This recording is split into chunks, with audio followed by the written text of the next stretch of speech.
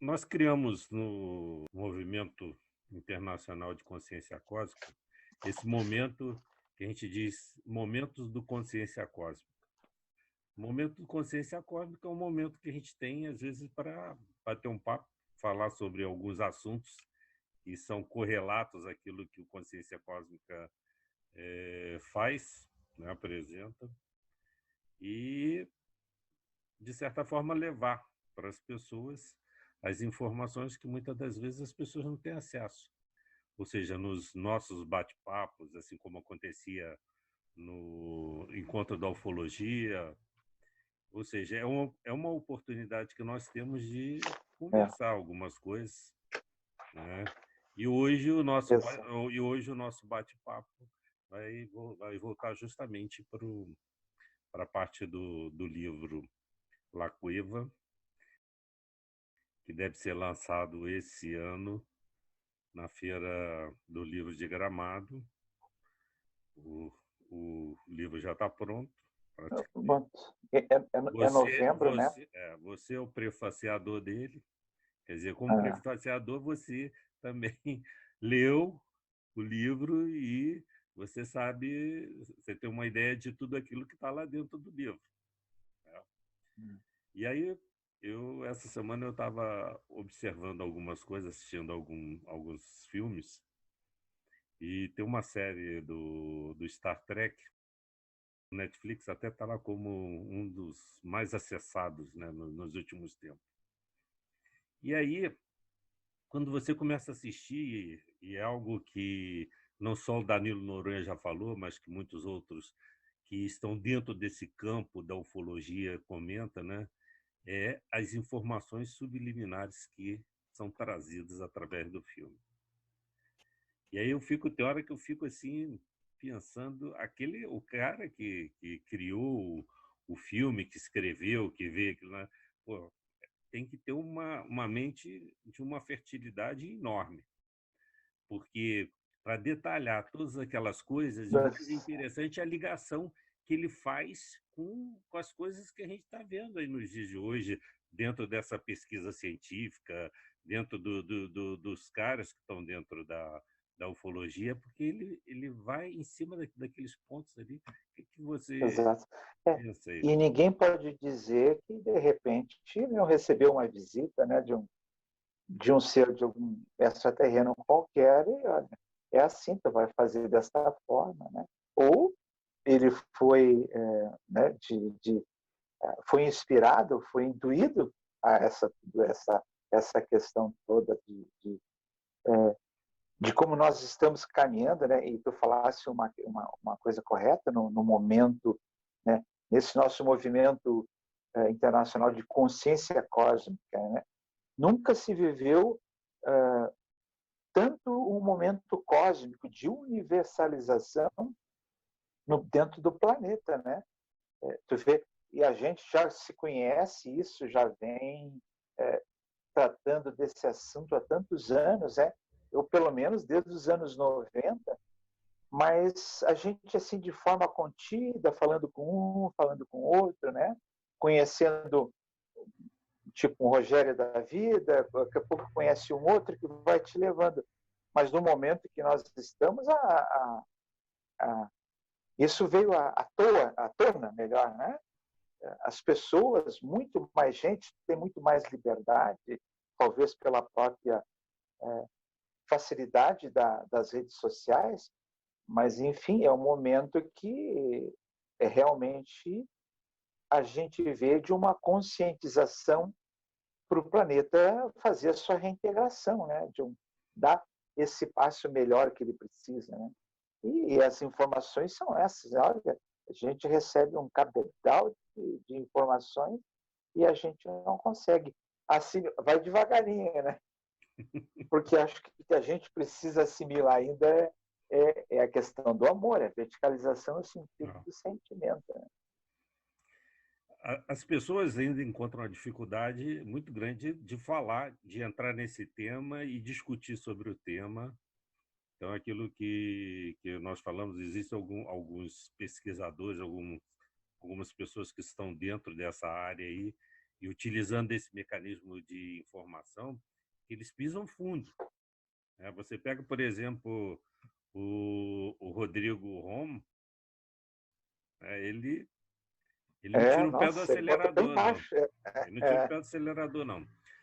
O Danilo Noronha também é uma pessoa que fala de uma forma bastante firme, né, com relação a isso daí, e você vai encontrando uma opção de outras pessoas. Então, tem pessoas que elas, quando deparam com as informações, elas se assustam, né, com essa abertura toda que a gente está tendo.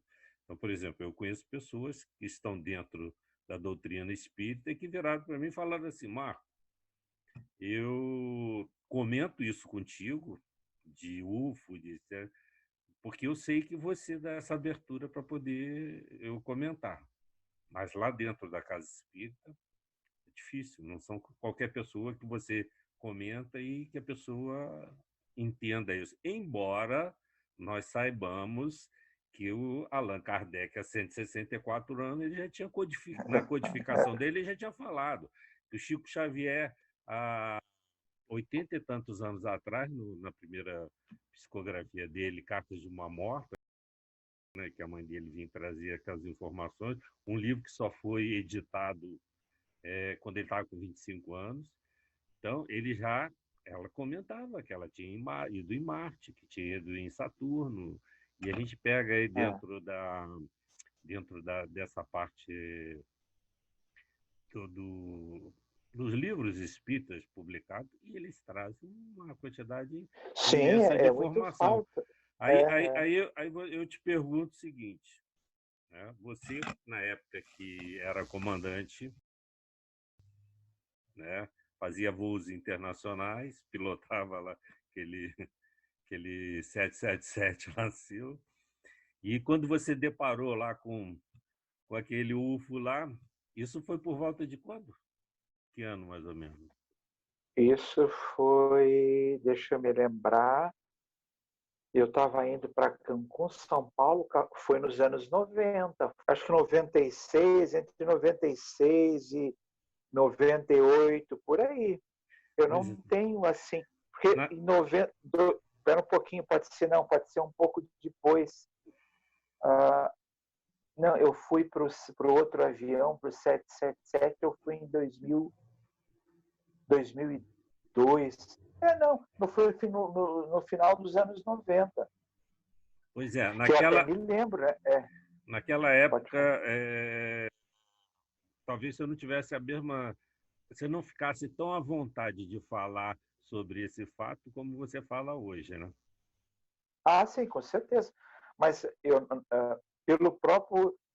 O Renato, então, que deve participar da nossa reunião, né? Esse amigo que eu já conheci ele da Rio Sul. Nós já voamos antes da Varig, voamos juntos na Rio Sul um período, aquela empresa que era regional da Varig.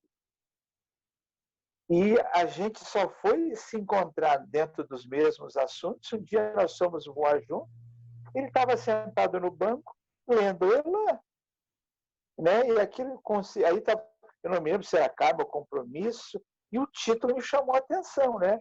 E foi aí que a gente começou a falar do assunto. E quantos anos a gente já se conhecia? Então era uma coisa muito restrita. E aquilo que eu te falei também, quando o primeiro momento, que foi quando então instalaram os radares no centro de Brasília, isso eu me lembro que foi 86, 87, que aquilo foi uma novidade a todos, né? Então, que a gente estava voando e o centro de controle compartilhando contigo as informações, né? Vários aviões vendo, estou vendo o objeto aqui, estou vendo o objeto lá. Mas se deslocou e o cara acompanhando no radar dele, falando da velocidade. Então, aquilo foi uma abertura, mas a grande maioria chegava no chão, bastava uma borracha. Não se falava no assunto. Será que o pessoal ficava com medo de falar, né? Assim, eu acho que vou afastar esse comandante aí, que ele deve estar batendo muito bem na bola. E ficava por isso mesmo, né? Mas aí a gente vê no decorrer dos tempos, aí tu vai conhecendo outras pessoas, e foi nesse momento, quando eu conheci o Renato, então, quer dizer, quando o Renato me trouxe o Elan, né?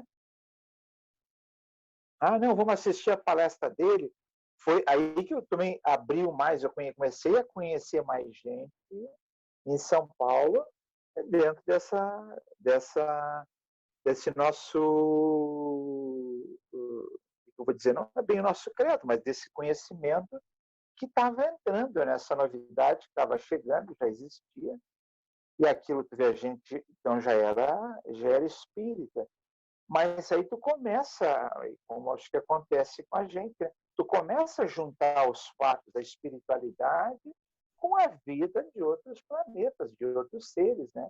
Então, o criador é um só. Então, todo momento, como foi desenvolvida essa criação, né? Quantas dúvidas a gente tinha, por que nós terrenos vivemos nesse conflito constante, né? E tu começa a encontrar as explicações em Lúcifer, né? O que eu vejo, o porquê dessas guerras cósmicas que existiram, né? Que desenlace que houve aí que a gente caiu, né? Os anjos caídos, está lá na Bíblia, está no Evangelho, né? Os anjos caídos, que é a rebelião de Lúcifer. Houve um grande, vamos dizer assim, problemão em um determinado momento do tempo do cosmos que a gente, né, vamos dizer assim... Para poder explicar isso tudo e mostrar para a pessoa, para que a pessoa tenha consciência, né, do que realmente está acontecendo aí. Porque nem tudo fica à vista, né? A gente sabe que uma grande parte dessas informações, elas ventilam pela rede, por aqueles que conhecem, né, que estudam, que pesquisam, mas nem sempre ela fica muito exposta. Então, se você não procurar, você vai ter uma certa dificuldade para encontrar. Eu não sei se acontece contigo, vamos dizer assim, a gama de informações é muito grande, né? E tu, dentro do teu conceito, tu começa a conciliar, vamos dizer assim, puxa, mas será que foi desta forma mesmo que aconteceu? Porque nós não, apesar de tudo, ainda nós estamos num processo reencarnatório, estamos muito limitados dentro da nossa consciência de ver o todo, né?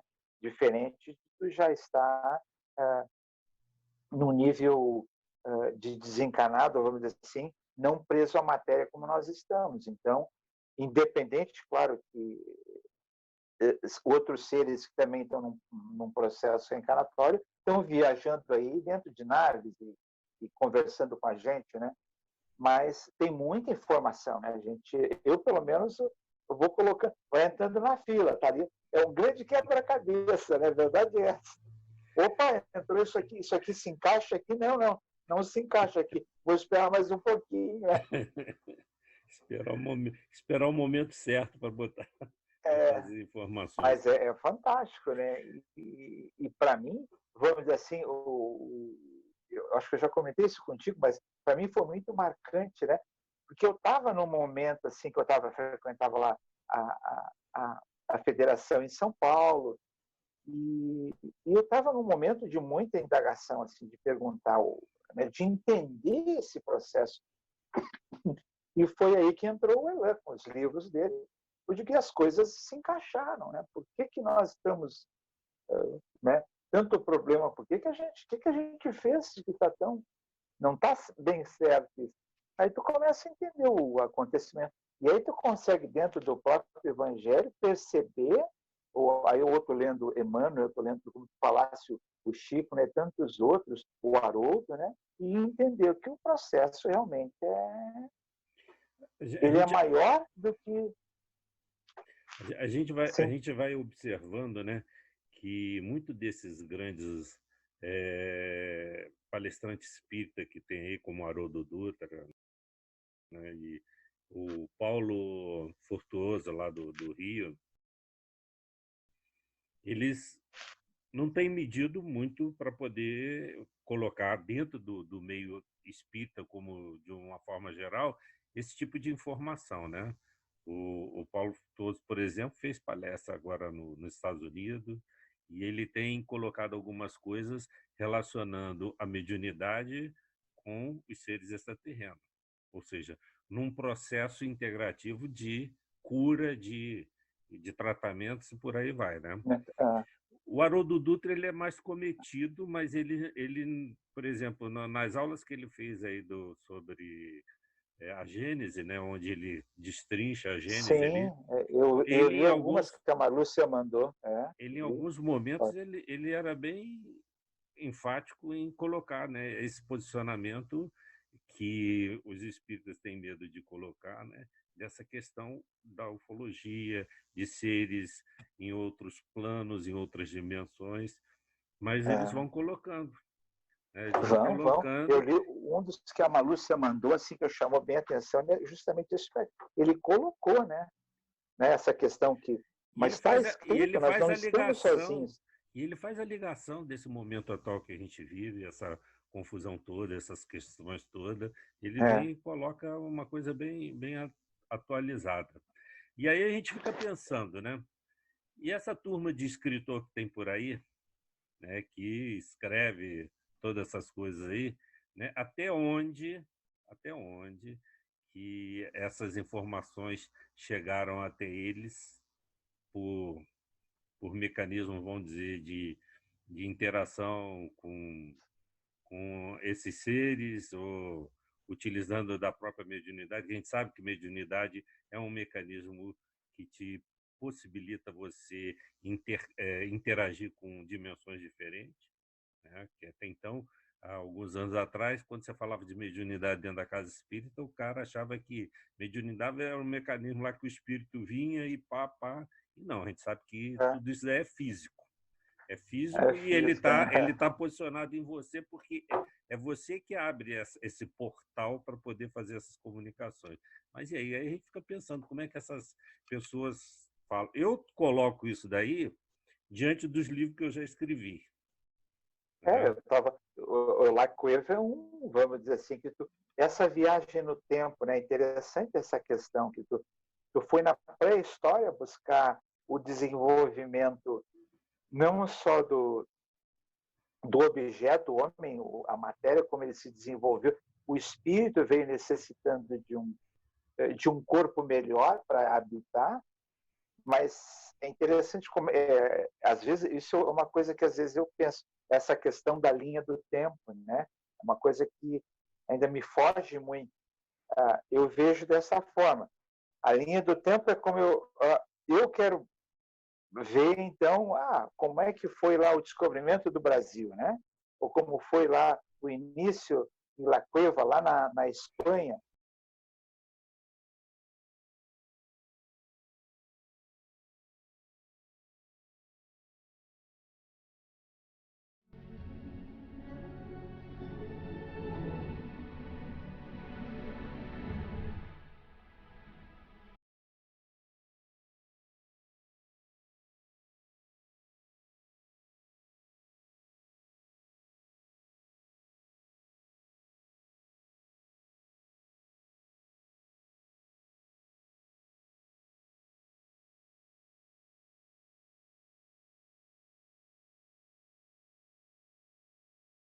Então, é como se eu projetasse aquilo, na realidade, eu vejo dessa forma. Eu estou projetando numa tela de cinema. E é aquilo que aconteceu, que a gente sabe que fica, tudo que se faz está gravado, né? Na linha do tempo, está passando o filme para te assistir, né? Como é que as coisas se desenrolaram. E agora, claro, eu vejo, e às vezes a gente vê esses filmes, né, o cara viajando no tempo, e aqueles momentos, não, você não pode interceder, você não pode fazer isso aqui, né? Você vai mudar o tempo, o futuro, né? Dessa forma. Acho que também isso... Pode falar. Eu não sei se você já viu essa segunda temporada que saiu agora do Star Trek, e que ela é bem atualizada dentro dessas informações. Está lá no Netflix, vale até a pena a gente ver. Sim, Porque existe algumas colocações que eles colocam, o escritor, né, coloca ali, o cara que foi o que fez aquilo, escreveu aquilo ali, que a gente faz uma reflexão em cima daquilo assim, de uma forma muito interessante. Primeiro, as dobras, né? Que é você viajar na velocidade, acima da velocidade da luz, para você ir de um canto ao outro, né? Dentro daquelas viagens. Eles já colocaram dentro dessa série um outro sistema de dobra que é muito mais eficiente. É como se o universo ele tivesse conectado, como se fosse um sistema nervoso conectado, né, através da energia escura, etc. e tal. E aí o cara descobre um mecanismo, uma pessoa que através de, vamos dizer, foi de um ser que eles aprisionam e esse ser ele gera um tipo de mecanismo de energia que ele vai de uma ponta do universo na outra, assim, num piscar de olhos. Então, eles pegam e desenvolvem, uma daquelas pessoas é contaminada por aquele animal que faz com que ela sirva desse mecanismo. Então, basta que ele tenha a ideia para onde que ele vai. Então, aí ontem eu estava assistindo justamente numa parte lá que o comandante da nave não sabia que eles tinham esse sistema. Aí vira para ele e fala assim, mas a gente precisava de ter um sinal que está vindo de 150 mil anos-luz daqui. Aí o cara pega e vira e fala assim, o comandante, não, mas para a gente poder ir lá atrás desse sinal, ver é um sinal de um pedido de socorro, para a gente ir lá nesse lugar, a gente ia ter que viajar aí 150 anos. Aí o cara pega e fala assim, não, mas a gente tem um sistema que a gente consegue ir lá com menos tempo. Aí o comandante ficou olhando, porque o comandante era de uma outra nave, né? Aí ficou olhando para ele, nós temos aí, pega e fala desse sistema. E aí o cara entra lá e ele pega, e a nave ela dá um giro e ela sai daquele ponto que ela está para 159 mil anos-luz em questão de segundos. Né? E aí eles deparam com um sinal com o pessoal da Terra do ano 2050 e pouco, que a Terra tinha sido destruída e já era o ano 2256, alguma coisa assim. E aí eles começam a pontuar essas informações lá dentro, que são muito interessantes. E uma coisa muito interessante que eles comentam é a respeito de Deus. Porque tem uma hora que eles falam de um ser que seria o criador de tudo aquilo ali, mas como se fosse inacessível, né? Então, aí você fica pensando, né, como é que o cara, né, tira, ele tem que ser alimentado por alguma coisa, né, para que ele possa chegar a escrever e detalhar essas coisas, e isso daí fecha com tudo aquilo que a gente tem visto, de raças, de guerras estelares e diversas raças muito mais inteligentes do que a gente. É aquilo que a Mônica Medeiros, numa das palestras dela, ela fala, né? A gente precisa perder o medo, porque a gente vai chegar uma hora que a gente vai chegar mais ali para frente, nós vamos nos deparar com seres que vêm de outros planetas, com cara de inseto e muito mais inteligente que a gente. Mas até encaixar aí... Imagina, né? Olha, e aí vamos dizer assim, interessante que tu falando, né? Então, aparentemente, ele foi para o passado, a nave, né? No filme, vamos dizer assim, que o sinal, e tu está no futuro, tu recebeu esse sinal 150 anos depois, né? E o futuro, né? Se a gente, vamos dizer assim, eu estou numa corda do tempo ali, eu estou num determinado ponto. A famosa teoria trás, das cordas, né? E para o futuro eu olho, né? O futuro eu faço a partir do presente desse conhecimento do passado. Não, eu estou questionando, né? É uma coisa interessante. Os filmes viajam no futuro. O cara que está lá vamos dizer como aconteceu, ele estava lá no 2050 e a nave saiu estava no 2200. Mas se tu está no 2.200, tu pode ir para 2.500, 2.700? Ele tem uma situação lá que ele faz um comentário que eles se deparam com um problema que vem do futuro deles. E quando ele cita o futuro deles, ele está citando que o problema que está vindo para eles é um problema que está vindo de 500 anos na frente deles. Você imagina isso? Então, existe toda uma preocupação dentro desse contexto. Eles usam um anjo lá, um anjo vermelho que aparece lá, que quer corrigir uma série de problemas que foram criados por esse futuro todo. Então, aí você fica, né, você entra naquele negócio ali, você faz uma viagem muito interessante. Mas voltando aqui no La Cueva, que você tinha comentado, que você prefaciou o La Cueva, né? A maioria dos livros que eu escrevo, normalmente, eles são baseados em fatos que eu vivenciei, reais, e em alguns deles eu coloco alguma ficção dentro do contexto dele. O La Cueva, embora ele é uma história que está relacionada lá com a Cueva de Altamira, na Espanha, lá na Cantábria, ele tem uma parte ficcional que eu hoje, depois que eu escrevi, eu fico pensando que todas as colocações que eu fiz ali dentro do livro eram colocações interessantes a esse contexto que a gente vive hoje. Por quê? Quando você entra numa caverna e olha aquelas pinturas rupestres pintadas há 18.000 anos atrás, tá?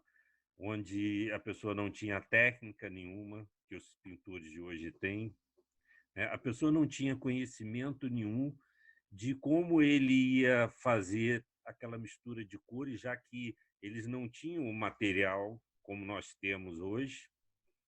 Então, aquilo ali seria como se fosse o gravador deles da época, ou seja, todas aquelas informações que eles vão colocando foram informações que eles vivenciaram. Aí você, quando pega no mundo inteiro aí as diversas outras cavernas que tem, como na França, aqui no Brasil a gente tem lugares com pintura rupestre também, mas em diversos outros lugares você vai ver que as pinturas elas se coincidem, né? Elas têm uma aparência, mas tem algumas pinturas que você fala assim, pô, isso daqui é um ET. Como é que um cara de 18.000, 30.000 anos atrás desenhou aquilo ali? Então, aí você começa a pensar, é aquilo que a gente já estava conversando. Tem muitas coisas que a gente utiliza nos dias de hoje nosso que vêm de lá. Vem de lá. Eu, quando fiz meu pós-graduação de Direito Ambiental, né, a minha tese lá no meu trabalho era falar sobre a alimentação que nós herdamos lá de trás, né? Então, aí o que acontece? Aí você começa a analisar como é que o cara usava o relevo da caverna para pintar um bisão, e quando você olha o bisão, você tem uma impressão tridimensional. Ele usava o relevo da caverna para poder dar aquela impressão de tridimensionalidade. Tá? Então, quando fui fazer o La Cueva, eu com certeza me solto e não sei quem fala nos meus ouvidos e eu vou colocando o negócio lá. E aí eu faço aquela viagem de 18.000 anos para trás, faço um desdobramento que a gente sabe que o desdobramento, a viagem astral, ela é muito falada, ela é muito comentada dentro do espiritismo, dentro do espiritualismo. Então, a gente sabe da viagem astral. E aí eu faço um desdobramento acompanhado de uma pessoa que eu não conhecia, mas que seria um artista, e eu vou parar lá 18.000 anos atrás. E nesses 18.000 anos atrás, a gente vive um tempo com aquelas pessoas das cavernas, vê tudo aquilo que o cara levantava de manhã cedo, ele tinha duas opções: ou ele ia caçar ou ia ser caçado, porque a alimentação era uma base muito importante. Quer dizer, o cara não tinha nenhum mecanismo moderno para caçar aqueles animais, era uma estratégia que eles montavam, era com lança de pau, martelo de pedra, para matar um animal que era quase que 10 vezes o peso dele, né? E aí a gente começa a ver. Só que tudo isso, né, vem relatando pela, pela ciência, através dos mecanismos que tem, carbono 14, datando, etc. Mas ninguém fala, né, ninguém comenta como é que a antropologia, por exemplo, ela não comenta como é que aquelas pessoas viviam, né? Qual era o senso familiar, como é que as coisas fluíam, como é que os caras aprendiam a desenvolver uma agulha lá naquela época que a gente usa até hoje, a roupa, os É. botões, uma série de outras coisas. Quer dizer, eles viviam em média 20 anos, 20 e poucos anos, né? O tempo de Porque vida deles é, era muito curto. Então, aí como é que... E no livro, né, esse meu quem é amigo, que ensinou para eles? esse meu amigo que comentava, ele sempre deixava um ponto de interrogação para mim tentar, porque ele lia telepaticamente minha mente. Mas isso, né, para a gente que está mais familiarizado com o assunto, que a gente sabe, né, vamos dizer assim, nosso próprio exemplo terreno. Então, a gente sabe que tem esse, vamos dizer, os primeiros seres daqui, a centelha divina, vamos dizer assim, que habitou esses primeiros corpos. E depois, né, com todas as coisas acontecendo, né, à medida então que é, é, não só à medida que problemas aconteciam e seres vinham para cá para ajudar o desenvolvimento, mas eu tenho a impressão que nesse primeiro momento, vamos dizer assim, antes de acontecer as coisas com a Terra, que o primeiro habitante aqui, com certeza, eu entendo dessa forma, ele tem que ter recebido ajuda de alguém para dar o starter, né? Ou Sim, a nossa consciência, vamos dizer assim, divina mesmo, né, da divindade, nos soprou e disse, ó, vamos fazer assim, faz assado. Mas por todas as pinturas rupestres que a gente vê, a gente viu que não, veio outros nos auxiliar, né? Tá lá, o cara de ET, tal, vê um disco voador pintado, uma nave pintada, então a gente era não uma precisa, convivência. a gente não precisa ir É, muito longe, né? Porque quando você vai 4.000 anos aí no Egito, você vai deparar com uma série de situações que você sabe que é impossível que as pessoas daquela época tivessem condições de criar, fazer o que fizeram. Ou seja, existia uma inteligência muito grande por trás disso daí, por trás deles, que eles consideravam como deuses, né?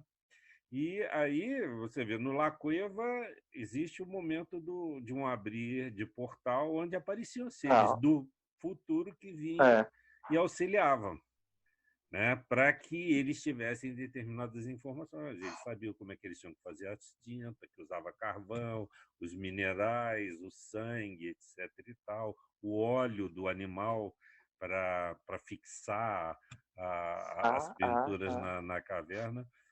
E aí realmente foi uma viagem e tanta. Mas, além dessa viagem e tanta, o que ficou mais interessante dentro da viagem foi o segundo salto, que dá lá de dentro da viagem. De 18.000 anos atrás, um segundo salto, onde você vai para um lugar, um planeta, uma coisa no universo, e de lá você vê todos os viajantes que fazem as coisas acontecer no universo.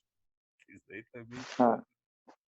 vai dar. Pelo menos no nosso aqui, né? Pelo menos, claro, né? Com certeza, é tão grande, tão vasta a coisa que tu não consegue, cada um no seu canto por enquanto, né? Mas é muito, olha, é muita informação. Esses dias eu estava, uma hora esse aqui entendendo, pesquisando na internet e o cara montou, vamos dizer assim, claro, de uma forma dentro de um diagrama, né? O que é nós universo. Ele põe o nosso universo, põe o nosso supra-universo, e tudo originando lá da fonte cósmica. E depois até eu boto uma foto e te mando no WhatsApp. É bem interessante esse aspecto. E justamente nós ali somos, né? Não é nem uma agulha Cara, no é muito. Então, olha, nós, vê nem detalhe, eu acho que é, a gente passa por detalhe nisso daí.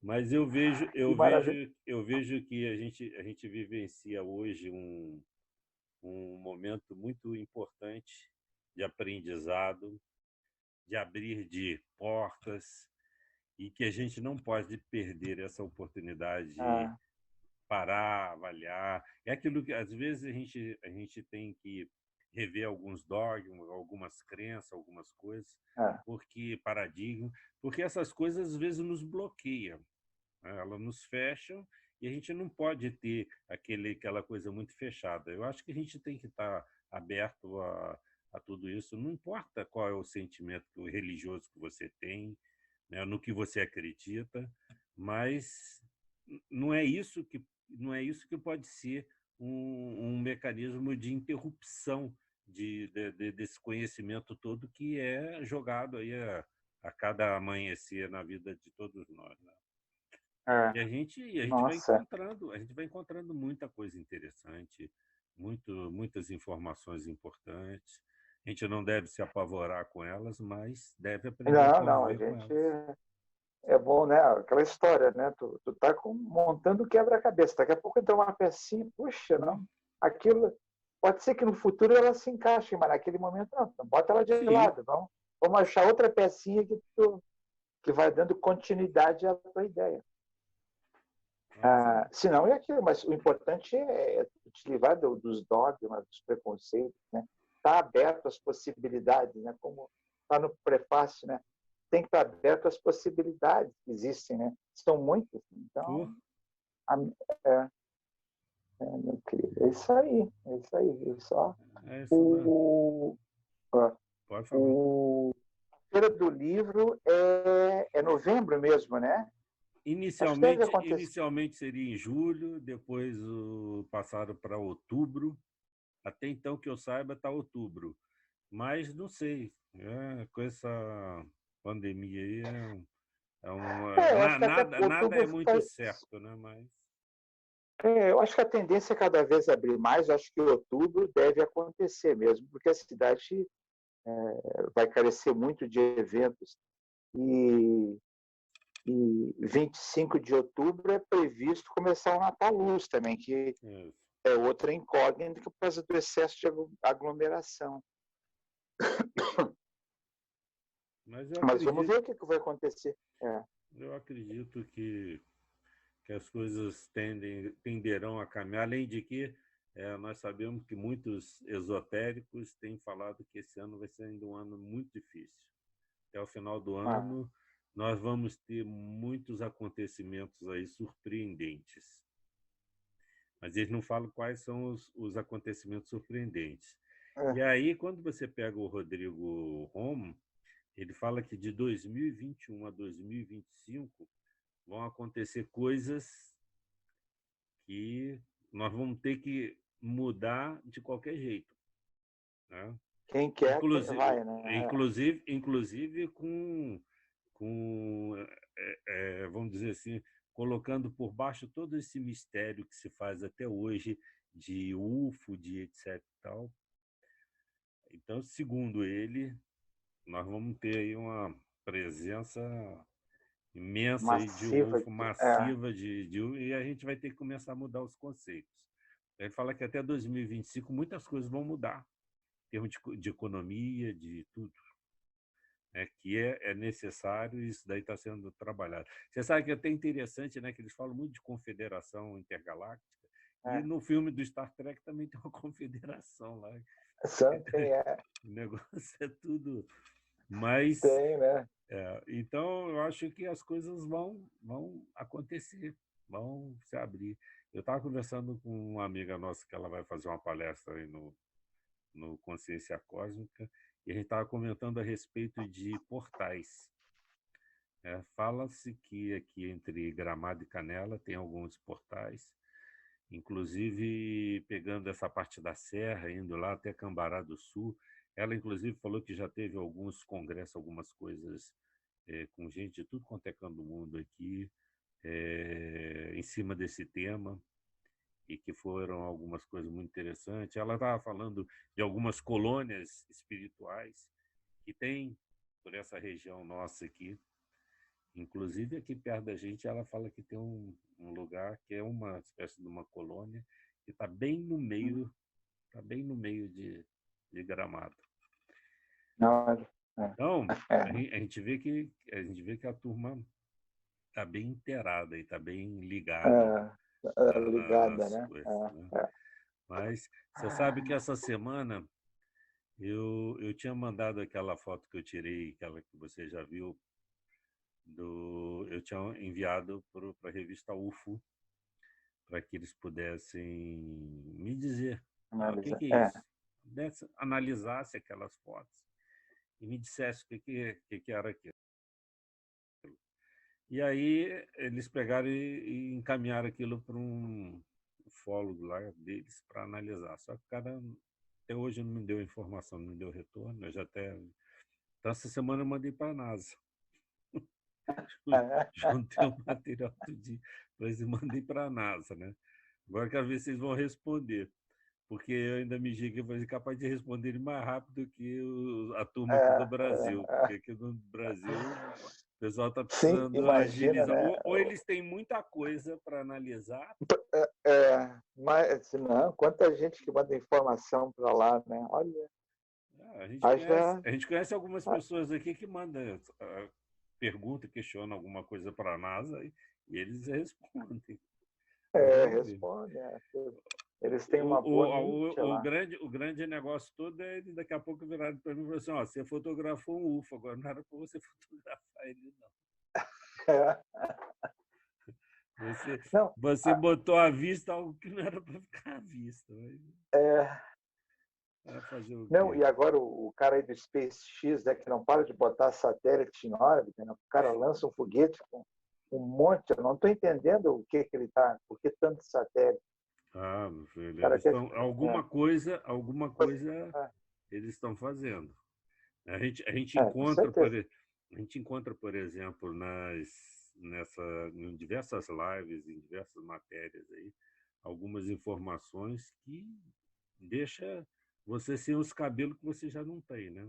É claro que esse É, tipo de coisa a gente às vezes põe um pé no freio, porque nem tudo você pode ficar colocando, porque senão as pessoas piram, né? é.